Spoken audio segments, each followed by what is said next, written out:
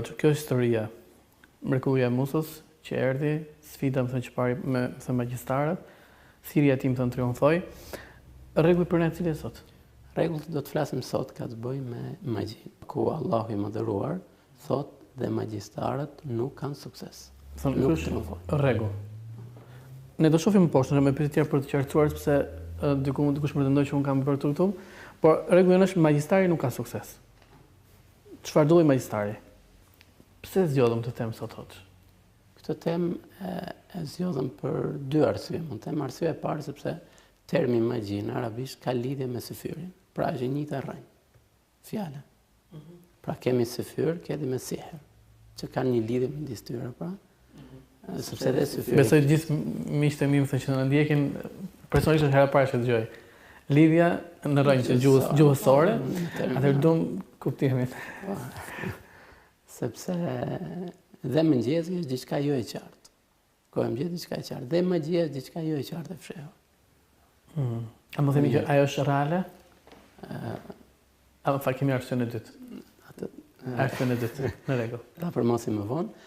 Dhe arsyeja e dytë është sepse besimtari lodhet, agjeron, mundohet. Atëherë këtë punë do ta ruaj. Këtë agjerim të tij do ta ruaj. Dhe një nga punët të cilat e prishin agjerimin e njeriut është magjia. Qoftë bërja e magjisë apo shkurja tek magjistarët.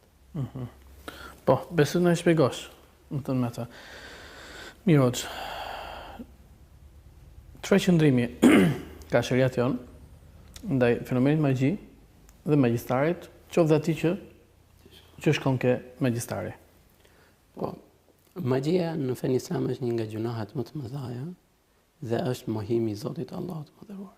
Sepse magjistari që të bëj magjinë e tij patjetër do të ketë lidhje me shejtanët e mallkuar. Dhe shejtanët nuk i shërbejnë përderisa ai nuk ju përul aty, edhe nuk u shërben atyre. Dhe nga shërbimet që bën është mohimi i Zotit. Për këtë arsye, vrem shumë herë që magjistarët përulin Kur'anin, në çmojnë Kur'anin. Për shumë herë e gjën Kur'anin që e hedhin nëpër vendet e pista e kështu me radhë. Ndaj dhe Allahu i mëdhëruar e ka përmendur në Kur'an, në historinë e Sulejmanit alayhis salam, se ai nuk bëri kufër, nuk mohoi, por se mohimin e bën gjindet të cilët çfarë prunë magjin. Pra Allahu e ka quajtur magjin kufër. Gjithashtu Allahu i mëdhëruar ka përmendur se magjistari nuk ka fitim ditën e gjykimit, nuk do të shpëtojë. Dhe mos shpëtimi ditën e gjykimit është për jo besimtarët. Gjithashtu profeti sallallahu alaihi wasallam na porosit duke na thënë largoni nga 7 gjëra të cilat të shkatrojnë.